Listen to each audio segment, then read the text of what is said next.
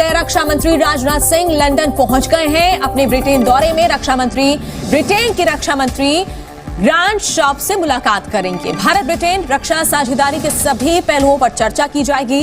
राजनाथ सिंह दोनों देशों के बीच द्विपक्षीय रिश्तों को मजबूत करने पर चर्चा करेंगे। आज तक डिजिटल ब्रेकिंग में इस वक्त की बड़ी खबर। स्मृति ईरानी का मदीना दौरा। हज यात्रियों के लिए भारत सऊदी के बीच हुआ अहम समझौता। केंद्रीय मंत्री स्मृति ईरानी 2 दिवसीय सऊदी अरब के दौरे पर हैं। विदेशी राज्य मंत्री वी मुरलीधरन भी 2 दिवसीय सऊदी अरब के दौरे पर हैं। मोहम्मद बिन सलमान साहब के साथ और प्राइम मिनिस्टर मोदी साहब के साथ नॉर्मली खवातीन बगैर दुपट्टे के होली सिटीज में नहीं जाती, बगैर दुपट्टे के। लेकिन आप देखें कि जो स्मृति ईरानी साहब है वो বন্ধুরা, ভারত এখন এই মুহূর্তে দুটো বড় মেজর উপলব্ধিকে হাসিল করেছে, যেটির মধ্যে একটি অর্থাৎ প্রথমটি আমাদের যে মহিলা অর্থাৎ বাচ্চার কল্যাণে যে মন্ত্রী রয়েছে ইরানিজি, উনি পৌঁছে গেছে সৌদি আরবে। তো ওনাকে তো সেইভাবে স্বাগতম জানিয়েছে তারা। দ্বিতীয়ত অন্যদিকে আমাদের ডিফেন্স মিনিস্টার রাজনাথ সিং পৌঁছে গেছে ইউকেতে, যেখানে 22 বছর পর এমনটা হতে চলেছে যে ভারতের ডিফেন্স মিনিস্টারকে সেখানে সেইভাবে স্বাগতম জানিয়েছে। এর সাথে সাথে ইরানিজি কে খুব ভালোভাবে স্বাগতম জানিয়েছে সৌদি। অপরদিকে আমাদের রক্ষামন্ত্রী রাজনাথ সিংকেও ইউকের ভেতরে অনেক বড় একটি সম্মানকে দিয়েছে, যেটার নাম হচ্ছে গড অফ অনার, যেটার পরে দুই দেশের মাঝে বর্ডারকে নিয়েও কথাবার্তা হবে। এর সাথে সাথে সৌদি আরবের সাথেও হজকে নিয়ে কথাবার্তা হচ্ছে। এর সাথে সৌদি আরব ভারতের সাথে আরো সম্পর্ককে কিভাবে ভালো করা যায় সেটার উপর চর্চা হচ্ছে।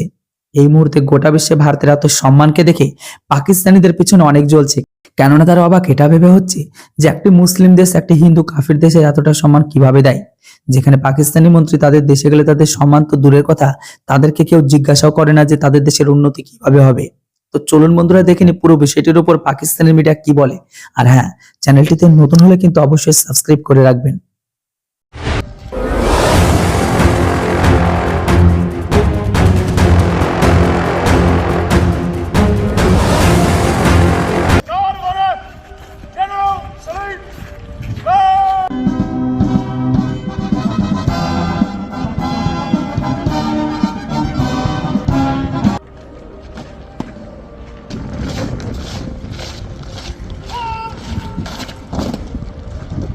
चाह रहे हैं।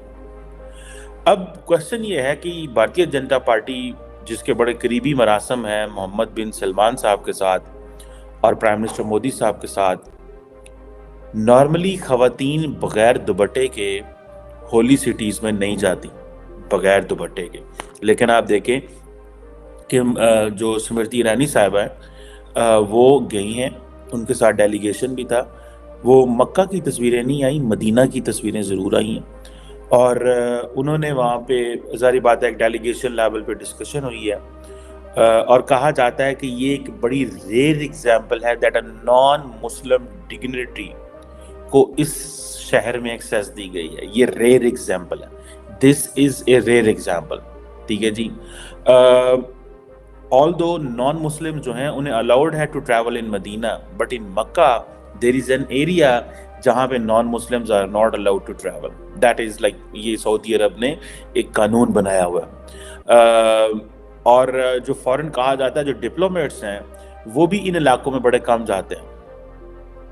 सो ये और आपको पता है मुसलमानों के अंदर बड़ी ये एक जद्दोजहद भी चल रही है, और वो ये है कि हमें नॉन मुस्लिम्स को या सऊदी अरब को नॉन मुस्लिम्स को इन एरियाज में नहीं लेके जाना चाहिए।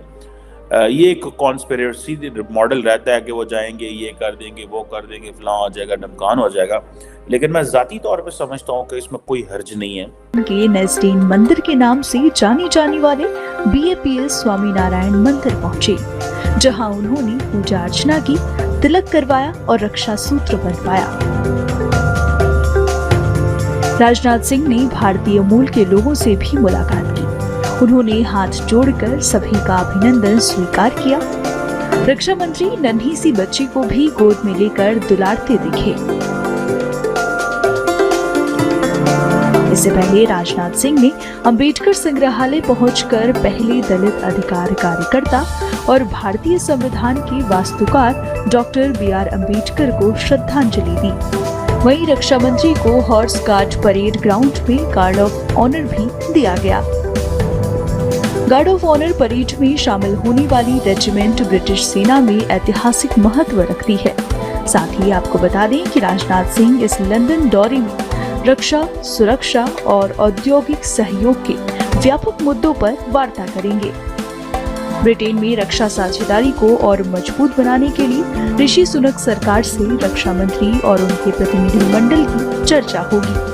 नेशन फर्स्ट और रिलीजन नेशन फर्स्ट है। आप क्या रिलीजियस फर्स्ट। रिलीजन फर्स्ट होगा आपके लिए, ठीक है। जैसे यहाँ पे 90% लोग ये कहेंगे कि हमारे लिए रिलीजन फर्स्ट है, वहाँ पे शायद 90 to 95% या 85% लोग ये कहेंगे कि उनके लिए नेशन फर्स्ट है, क्योंकि हमारे बहुत से देखने वाले इंडिया से हैं और वो नीचे कमेंट करते हैं नेशन फर्स्ट हमारे लिए इंडिया फर्स्ट है। इसका ना मेन हाल यही है कि इसका आता है एजुकेशन के रिलेटेड, ठीक है ना। इंडिया ने 2002 के अंदर ना एजुकेशन के एक प्रोजेक्ट शुरू किया था कि पढ़ेगा इंडिया और बढ़ेगा इंडिया, ठीक है ना। इसका मतलब अगर उन्होंने 2002 के अंदर शुरू किया है तो आज 2024 है, इसका मतलब उनके पास एक पढ़ी लिखी जनरेशन है, ठीक है ना। इसके ऑटोमेटिकली पाकिस्तान ने शुरू किया था पर उसका नामो निशान कोई नहीं है। मुस्लिम कंट्रीज जब जा रहे हैं इंडिया जा रहे हैं, इंडिया कह रहे हैं आप हमारे पास आए, मुस्लिम कंट्रीज नहीं बुला रहा। अब देखो उन्होंने टेस्ला को बुलाया है, एप्पल गया उधर, एप्पल का उन्होंने अपना शोरूम बनाया उधर अपना। अगर रिलेशन बेहतर होते, ट्रेड हो रही होती, तो आज हमारे यहाँ पे भी कुछ ना कुछ महंगाई कम ना होती। बिल्कुल इस तरह है, महंगाई कम होती, इवन के किसानों को एग्रीकल्चर मशीनरीज इजीली मिलती।